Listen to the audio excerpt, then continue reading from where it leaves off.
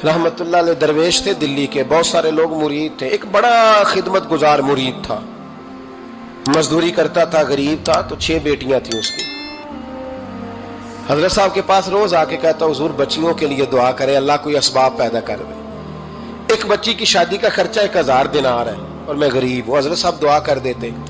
खानका शरीफ के थोड़े ही फासले पर, हजरत जहां बैठ के मुरीदों की तरबियत करते थे, उससे थोड़ा ही फासले पर ना एक ईसाई रहता था, बड़ा मालदार था, बड़ी सारे ऊंट, गायें, भेड़, बकरियां रखी हुई थी और हजरत शरफुद्दीन रहमतुल्लाह अलैह की बड़ी मुखालफत करता था। और ये जो आपका गरीब मुरीद था, ये उसका पड़ोसी था। एक दिन बुला के ना उनको कहने लगा कि तू किधर जाके जो है वो टकरे मार रहा है, वहां से कुछ नहीं मिलने वाला। वो तुझे क्या देंगे जिनकी खानका खुद चंदे पे चलती है, मदरसा चंदे पे चलता है, मस्जिद चंदे पे चलती है, तेरी बेटी का मामला कहां हल होगा? तो उस दरवेश ने कहा कि तू मेरे पीर को नहीं जानता, तू अजय मेरा महबूब नहीं डिठा, तो पता नहीं ना, तू इस रास्ते का मुसाफिर नहीं, तू नहीं जानता। उनका बस चले ना तो वो हर कीमत में मेरी बेटियों की शादी करा दे। अब वो ईसाई था, कहने लगा अच्छा चलो ठीक है, अगर इतनी बात है ना तो जाओ उनसे जाके कह दो कि 6 साल के लिए मेरे साथ मुआहदा कर लें, वो मेरे जानवरों को चारा डाल दिया करे, 6 साल ड्यूटी करे, मैं 6000 दिनार दे देता हूं। वो मेरे साथ 6 साल मेरे जानवरों को चारा डाले, रखते हैं ना आप चारा डालने के लिए, एडवांस पैसे दे के।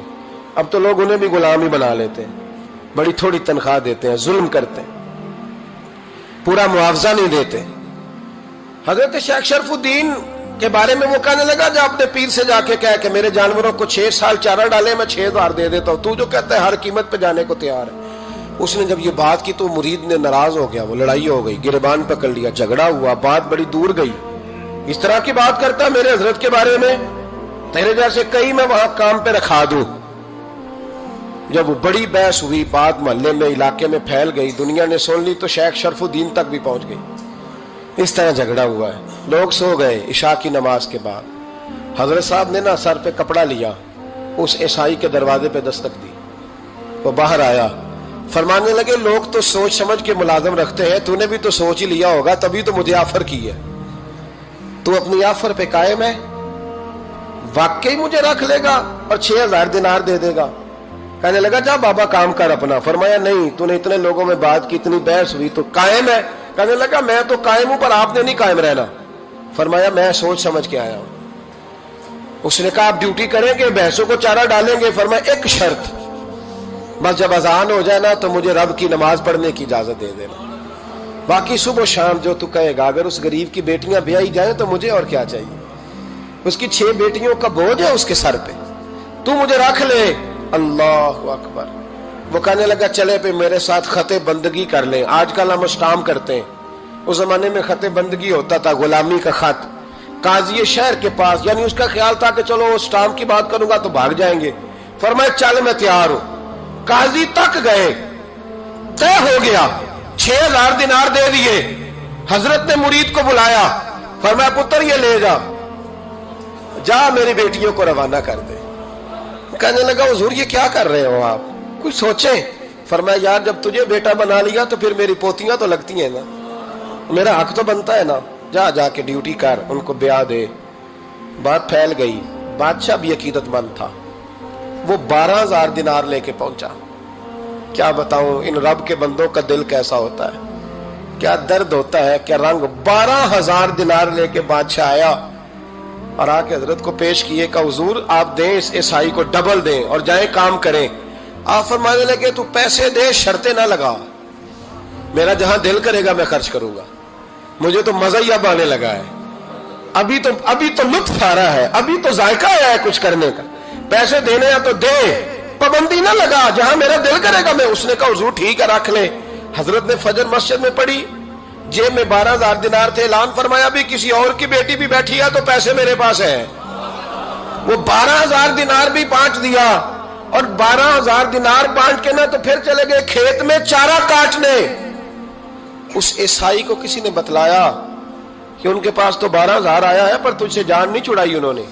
वादा ये हुआ था कि 6 देंगे तो जाएंगे, जब तक देंगे नहीं तेरे घर में काम करेंगे।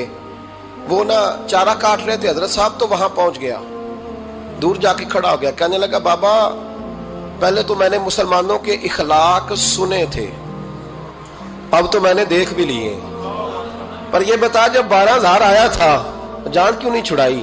تو حضرت چارہ کاٹتے کاٹتے رو پڑے، فرمانے لگے تو نہیں نہ جانتا یہ بیٹیاں سانجی ہوتی ہیں، پتہ نہیں نا؟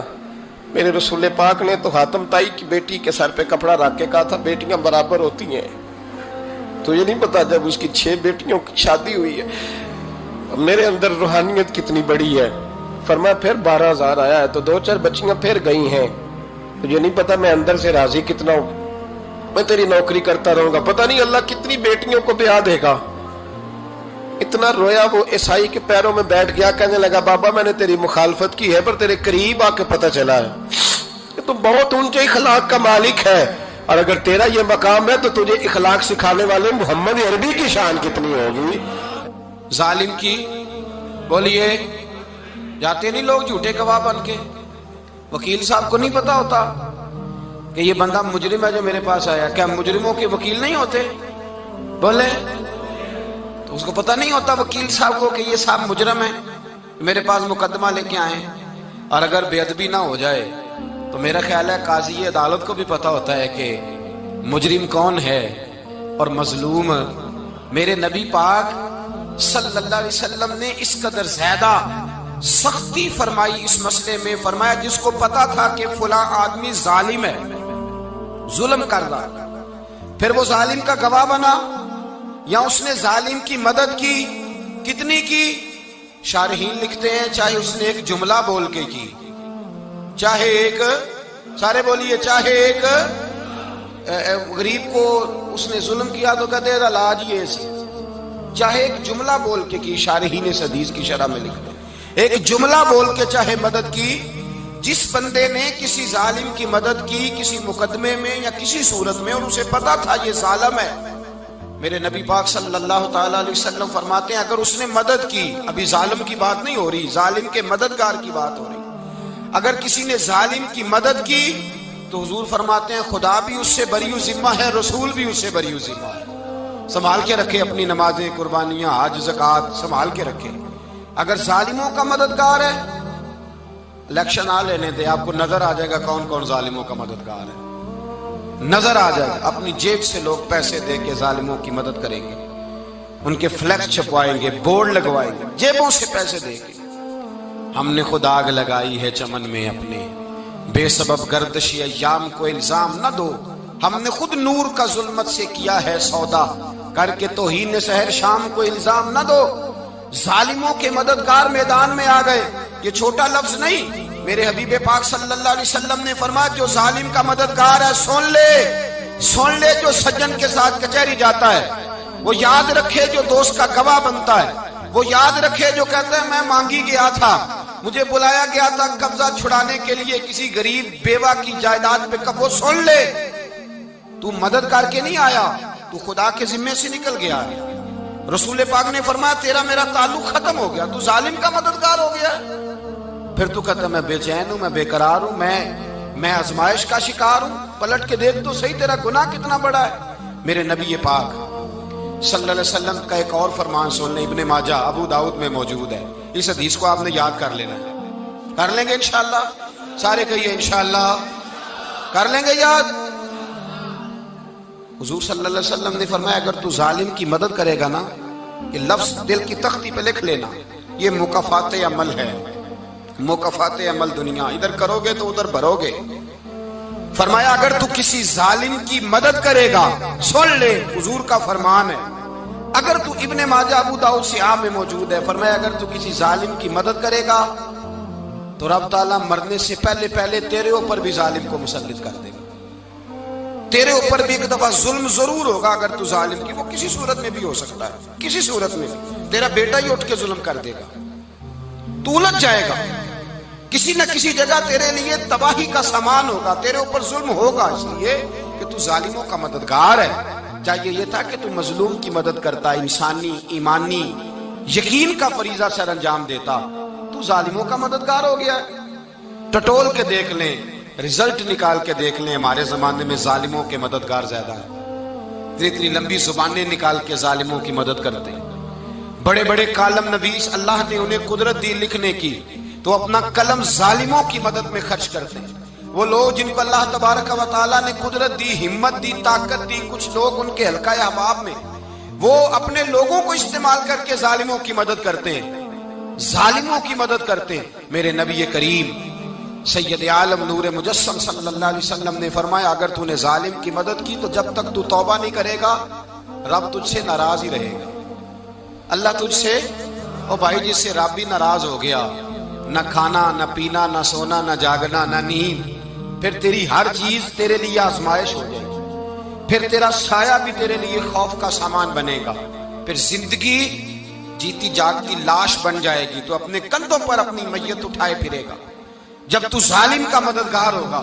اور نبی پاک صلی اللہ علیہ وسلم نے فرمایا ظالموں کا مددگار بھی ظالم ہوتا ہے، ظالموں کا مددگار بھی، سارے بولے ظالموں کا مددگار بھی، نہیں کو نہیں، آپ سارے نہیں بولے، ایک دفعہ بولے ظالموں کا مددگار بھی، پکی بات ہے، ظالموں کا مددگار بھی۔ اللہ اکبر، جس کا یارانہ ہو، جس کا دوستانہ ہو، جو کہے میں نے نا اس کو اوکھے ویلے کے لیے ظالم کو یاد رکھا ہوا ہے۔ کبھی مشکل میں رکھے نہیں ہوئے لوگوں نے ظالم دوست، کہتے میں نے رکھے ہوئے ہیں، بلکہ ہمارے دیہات میں تو کہتے ہیں میں نے بازو بنائے ہوئے ہیں۔ کس کو بازو بنا لیا؟ ظالم بھی کبھی بازو ہوتا ہے، جو ظلم کی تلوار لیے میدان میں کھڑا ہے۔ قارون، حامان، فرعون، نمرود کا حال نہیں لوگوں نے دیکھا؟ اپنے زمانے میں آپ نے کتنے لوگ نہیں دیکھے جن کے سائے سے، آواز سے لوگ کانپتے تھے؟ پھر پولیس کی گاڑیوں میں وہ اس طرح مردہ پڑے کہ دنیا نے تماشا دیکھا ان کا۔ یہ رنگ ہم نے دیکھے نہیں اپنے آنکھوں سے۔